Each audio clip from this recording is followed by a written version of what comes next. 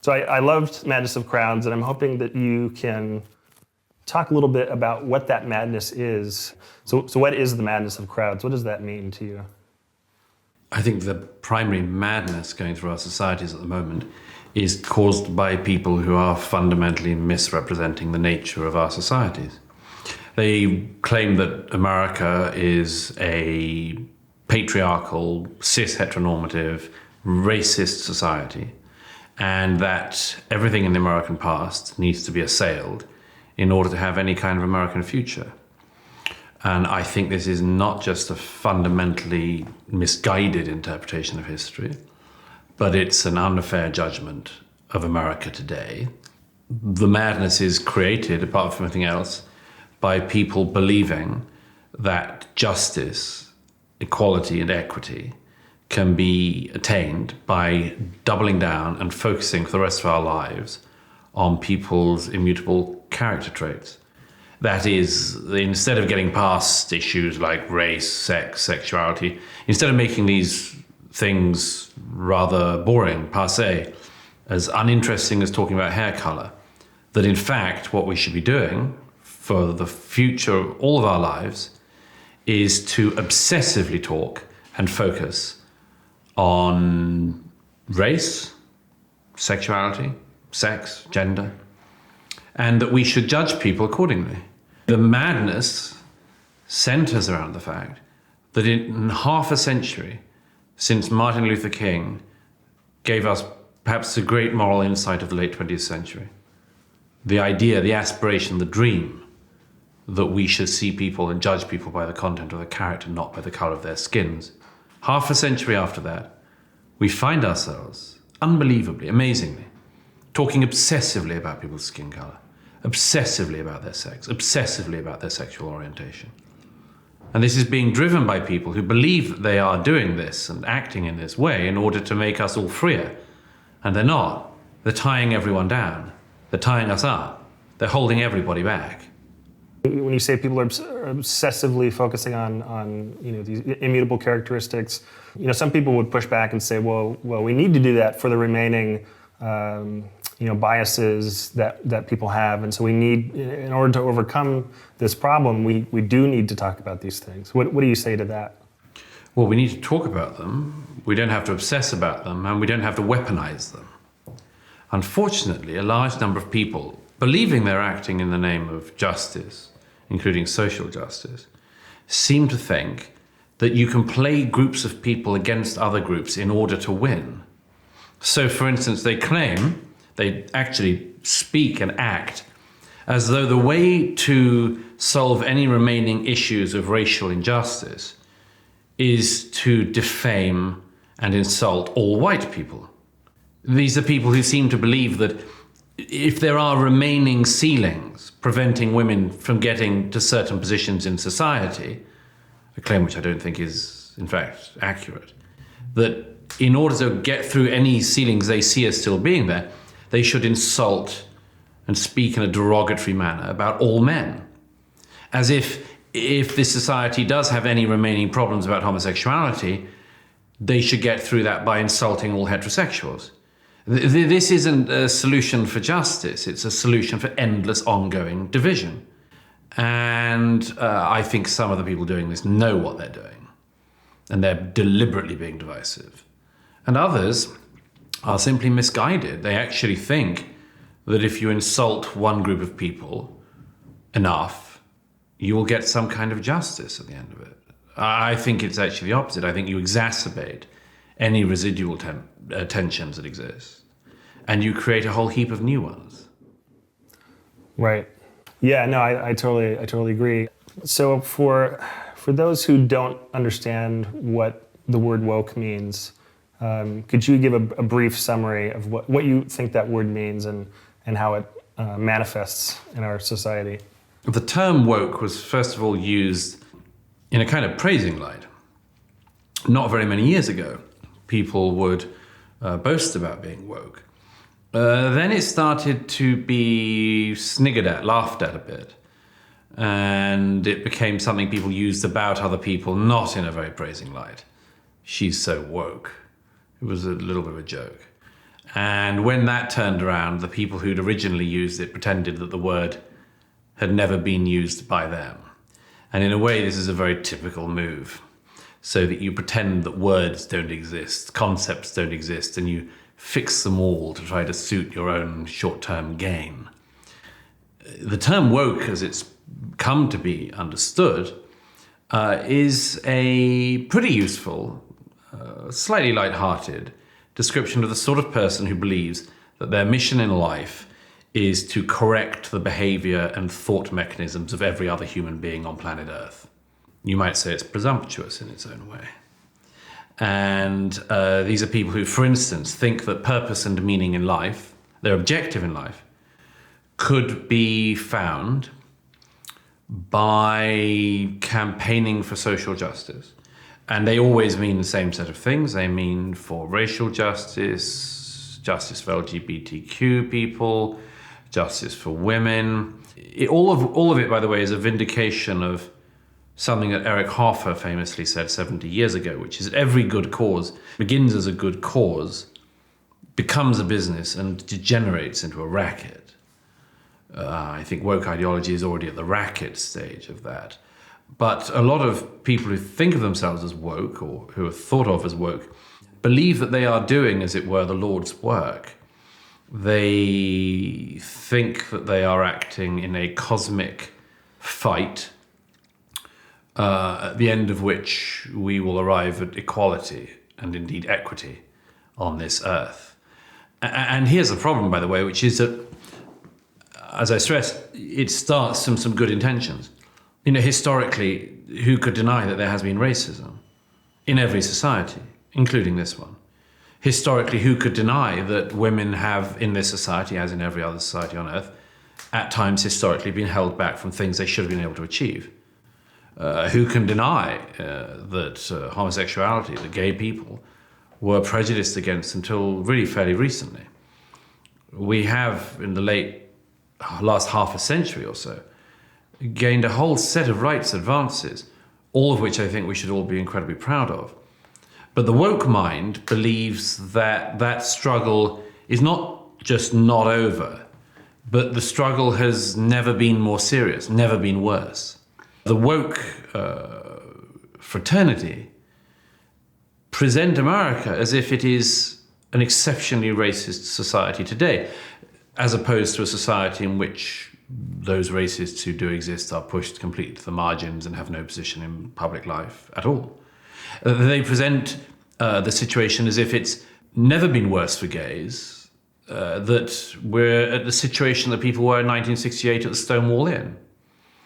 They present it as if women are so completely prejudiced against in our society that we basically all live in a Margaret Atwood novel. None of this is a fair estimation of this society. It's all a very fundamental misunderstanding of the nature of the society we're in.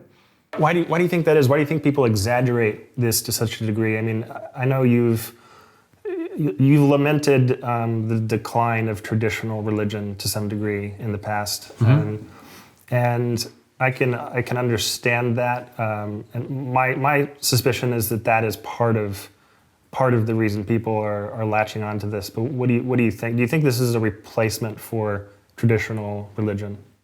Well, you may lose God from your society, and as a non-believer, I have very mixed views about that. But just because you've lost God from your society doesn't mean you don't have God-shaped holes. A massive God-shaped hole in our society is what the hell people are meant to be doing with their time here on Earth. That's not a small question. The woke answer it with a pretty good answer of their own, which is that life can be most meaningfully lived by fighting for justice. The problem they have is that they find themselves fighting with more vitriol and exuberance than at any stage before, at a time when things have never been better. And in fact, counterintuitively, they don't actually want the situation to be better. And the reason is this. In a post-religious society, among much else, people still want to be thought of well by their peer group. Various times in the past, you might be thought well of by going to church on Sunday, wearing the right clothes, looking smart on that occasion, singing the hymns loudly, living a proper life and being regarded as good and virtuous and much more. And today, the woke have got their own answer to this. To live a good life, to be thought of in a good manner by your peers, you must be seen to be involved in the great struggle of the era. If you shrug and say, well, I'm not much interested in that, you would be a heartless person who's not on board with the important struggles of your time. And so large numbers of people are trying to prove to their peer groups that they are good, that they're virtuous, that they go on marches, that they say the right things, that they chant the right slogans, that they hang the right signs in their window, that they have the right bumper sticker, that they've proved their credentials, and much, much more. And in that way, they think that their peers will look at them as good, as virtuous. There are lots of problems with this. One of them is the one which I describe as the problem of St. George in retirement. The analogy is that St. George, after slaying the dragon, finds himself having accrued a considerable amount of what we might call social capital. And people admire St. George for his dragon-slaying abilities. After that, St. George may find himself wishing to slay more dragons in order to continue the wide public acclaim he's been enjoying. And if there aren't any more dragons in the land, he'll have to find something to swing his sword at, and can find himself perhaps swinging his sword at ever smaller creatures, until eventually one day we might find St. George staggering around the land, swinging his sword at thin air. Now, some people say, well, we're not in a situation, unfortunately, that we're swinging at thin air. But I would say that social justice activists, the wokerati and more, are desperately trying to find any remaining dragon-like creatures in the land. And there's a reason for that. And again, it starts in a good place, because who would not have wanted to have marched with Martin Luther King in the March on Washington? You know, who would not have wanted to have been at the Stonewall Inn in 1968? Who would not have marched with the suffragettes if they'd have had the chance? Those people still alive, not from the last of those three, but from the first of those two, who were there at these historic occasions, did indeed accrue social capital and the respect of their peers. And it was justified. These things required bravery, struggle, and they were on the right side. Now, today, we don't have a situation such as we had in the 1960s in America. It's not the case that homosexuality is illegal. It's not the case that there are any laws in this country that prejudice against black people. And it isn't the case that you can institutionally prejudice against women. But there are a lot of people who would like the social capital that accrued to the previous generation. And they find themselves in the surprising position, perhaps, of needing the situation to be worse than it is. And that's the explanation for why so many people keep presenting the situation in America today as if it's never been worse, at the precise moment in history when it's never been better. When you say never been better, some people think you mean, oh, absolutely everything's sorted out, is it? I don't say that. But I say it's very obvious, provable, by any fair estimation, that the situation in America today on every rights issue is nothing like the situation it was in the 1950s and 60s. We've come a long way very fast, and people should be very proud of it. But there are people, as I say, who believe that they need to keep struggling. They find meaning in the struggle. They find a purpose in the struggle. They find a life justification in the struggle. And for that struggle to really be engaged in, they need to pretend that our society is institutionally racist, institutionally homophobic, institutionally sexist, misogynistic, patriarchal, and that therefore we have to fight as previous generations did. I think it's a wild misunderstanding of the current situation.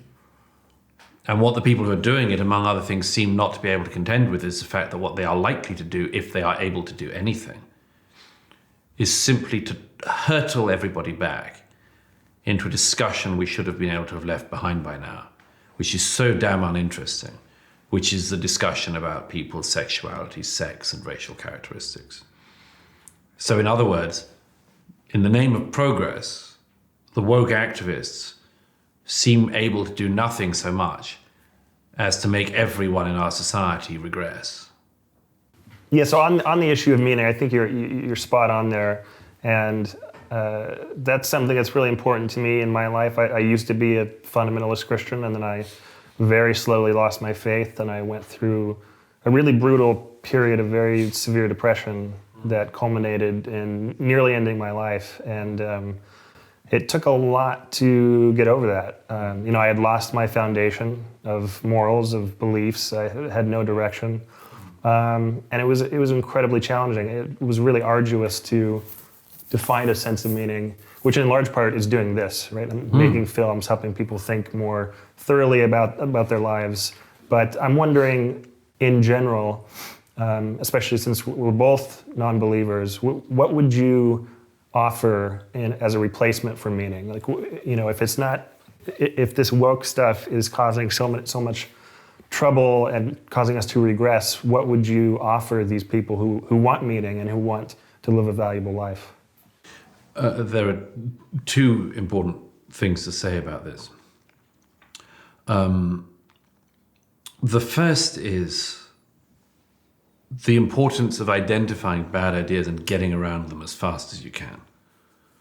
And the reason why it's necessary to critique and I think dismantle the woke ideology is because of the profound damage it's already doing to our society, the division it's already causing in the name of unity, and the unhappiness it's creating in the name of creating equality.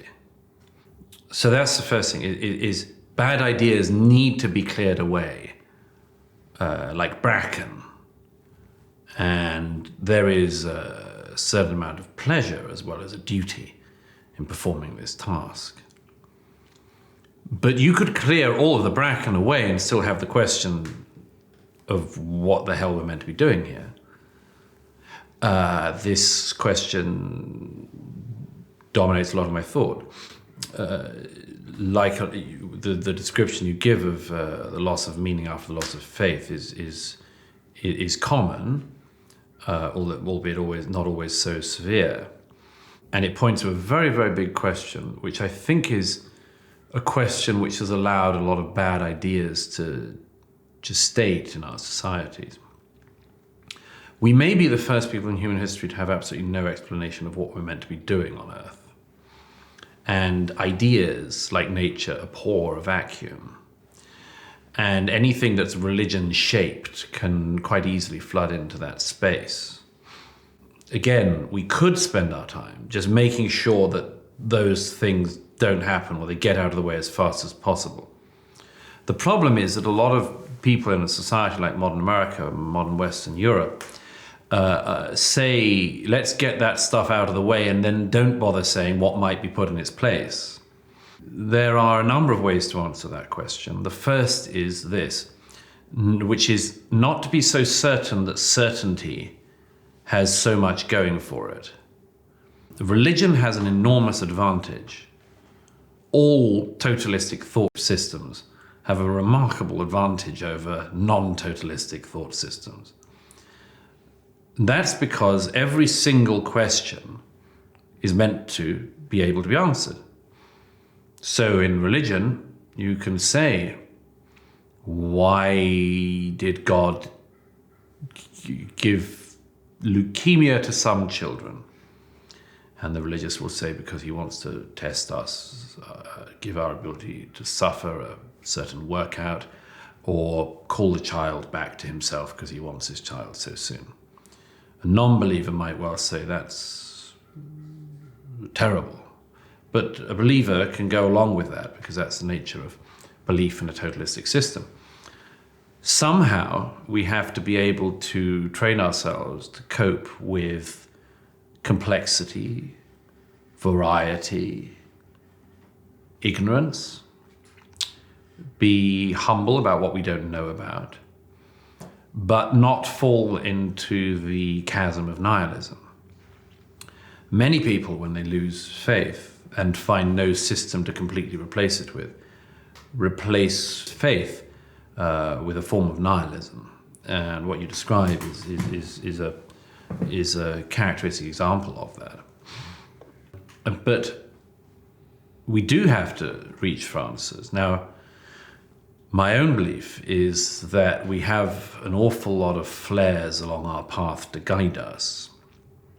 And that is everything that we have and have inherited, which give us an idea of what we might do with our lives, what purposes there might be and what meaning there might be in it. Now, here's the thing. Either we are meaning-seeking beings and there is no meaning, or we are meaning-seeking beings and there is meaning. I intuitively favor the second of those things. I don't think that searching for meaning is simply something to do. I think it's something you can achieve. And I think you learn that from the history of thought, culture, music, and much, much more. Because human beings are very unusual creatures. We aren't ants. We don't just look after our material comfort and build little hills. We are, as I think C.S. Lewis, to quote a religious figure, said in 1939, 1940, we are this extraordinary being who can make jokes on scaffolds. We perform mathematical experiments in beleaguered cities. We recite poetry at the walls of Quebec, comb our hair at the gates of Thermopylae. And this is not panache, it's our nature. We're unusual. And there's something in that. Right. So sort of reaching back through history and what others have discovered through philosophy and religion, etc. These are ways in which we can approach a sense of meaning, it sounds like.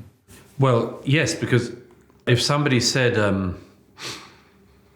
I have no idea what to do with my life, I would say to them, why don't you start from finding out what people have thought about in this area before? The guides we have aren't nothing. It's not nothing to have Socrates. It's not nothing to have Mozart or Beethoven. It's not nothing to have Shakespeare. And I could go on and from a very wide variety of traditions. It's not like we're the first people to have wondered what we're doing. And I have a certain lack of sympathy for people who say, I can't see what meaning there is and don't seem to have the damn curiosity and go and find out what everyone else in the human species thought before they were born. There are a lot of clues we've been left, a lot of ideas that have been given to us. And that's one of the reasons why the total nihilism of the movement that's going on at the moment is so revealing.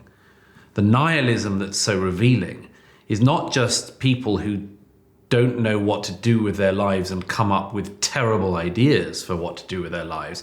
It's the fact that they're not just incurious, but so judgmental on everyone who went before them.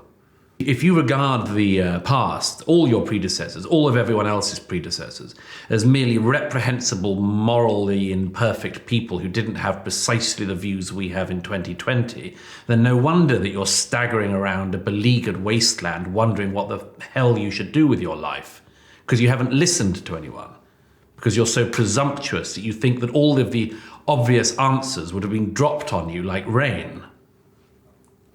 And I have very little sympathy. I have sympathy, but not much tolerance, you might say, for people who say, I don't know what I'm doing here, and have simultaneously snuffed out every single flare along the path that might have guided them. That's why the war on history matters, because it's a fundamental mistake to rob yourself of the ability to understand how everybody before you were born ever thought. Right, right, absolutely. Switching back to this movement, if I were a, let's say, 12-year-old child, what would be the 2 or 3 things that you would want to impart about this movement? What would be the most important 2 or 3 things that you would want them to understand? To counter it? To understand about it, like about what it is. And then we can move on to the countering, yeah. Well, there's a lot of child indoctrination going on. They're getting them younger and younger. I saw an intersectionalist book for 5-year-olds the other day. It seems sad to me to waste childhood in such a way. Innocence and indeed childhood happiness seems to me a thing worth preserving for as long as possible. But children are being taught today, that first of all, the past was a terrible, terrible wasteland of people who did not support gay marriage always, and did not always have 2020's views on racial equality, and did not always have 2020's views on the rights of women.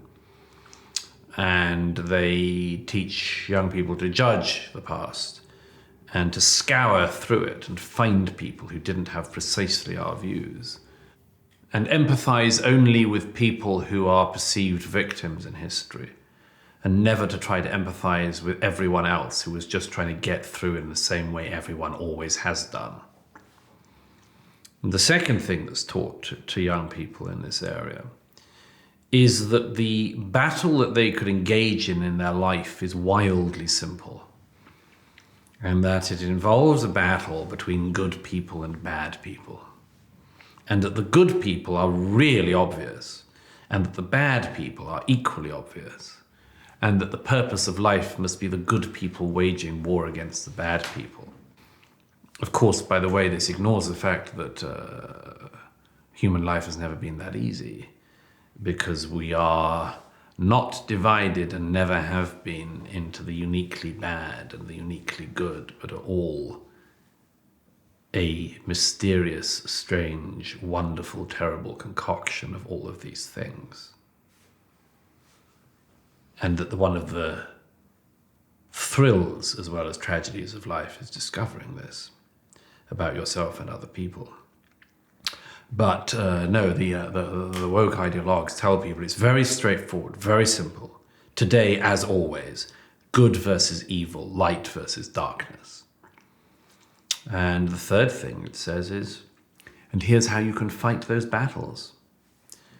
We now even hear of children being told that if their parents or grandparents do not agree with the views that they have been given, then they should distance themselves or condemn their parents and grandparents. And I think, by the way, that this is revealing of nothing so much as a cult.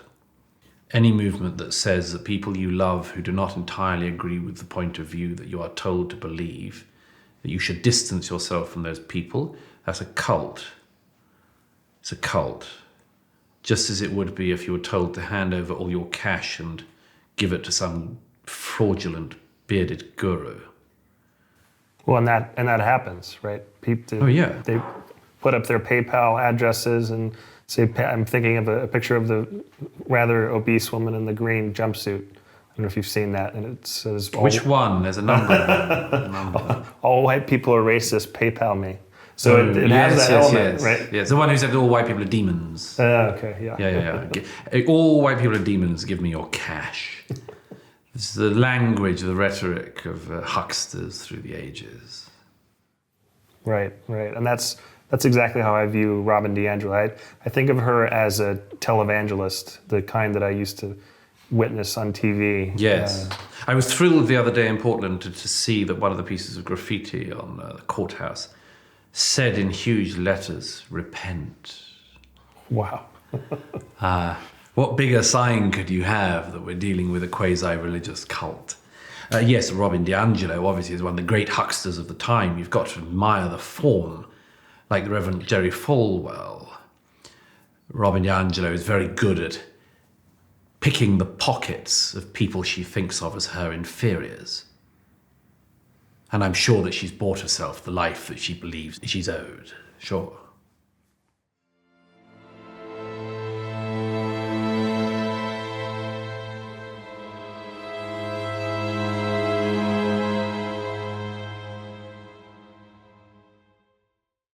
Hi everyone, thanks for watching. I hope you're enjoying my channel. Don't forget to subscribe, and if you'd like to see more of my work, you can head on over to Locals, which is an awesome free speech platform that won't take down or flag any videos, which YouTube is known to do.